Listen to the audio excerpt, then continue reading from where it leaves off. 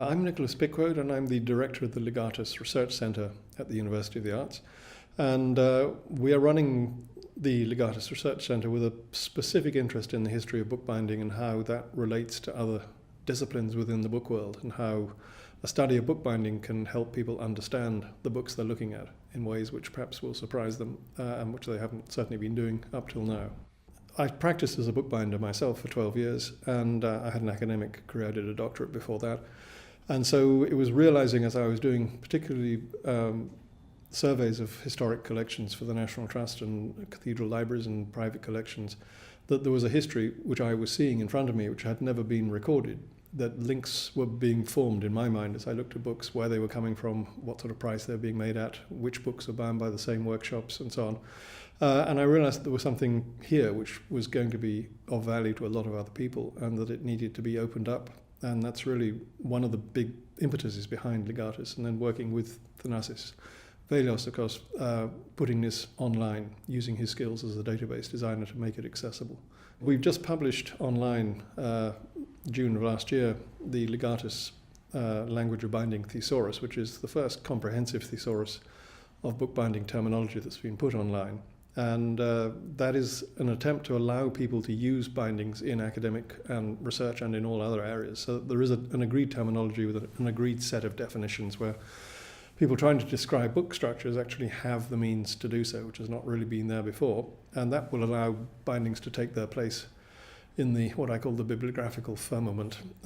We've got a huge amount of research done on the history of the book, which has so far almost entirely ignored bookbinding. So we're trying to bring bookbindings into that world, and one of the first requirements of that was the language to use in order to describe them.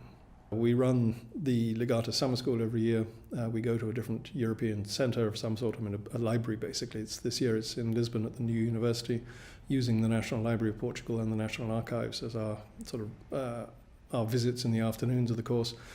Last year it was Zagreb, the year before Ljubljana, University of Uppsala, the Herzog August Bibliothek, the Bibliothèque de l'Arsenal in Paris, the Marciana in Venice. I mean, these are wonderful world-ranking libraries that we've had access to, where I can find books to show students which they would never otherwise see, and try to explain to them and get feedback from them, because they come from all over the world. So it's a very useful process, and that really it's the prospect of seeing new things which I haven't seen before, which always keeps me going, gets me out of bed in the morning. We're looking at the everyday books that people actually read, kept at home, kept in their ordinary working libraries. And we see new stuff all the time because it hasn't been recorded. New structures, new materials, new uses of materials. And that really, it's the prospect of seeing something new. And in the different cities we have our annual summer schools in that give us access to collections that I've never been to. Lisbon this year, I've never been to libraries in Portugal before, never been to Portugal before. So for me this is a really exciting prospect to see things which may or may not alter the way I think about books made south of the Pyrenees. We all think everything is Spanish, but some of it is going to be Portuguese, and nobody really knows that yet. We're involved in teaching already, and have been since the inception of Ligatus.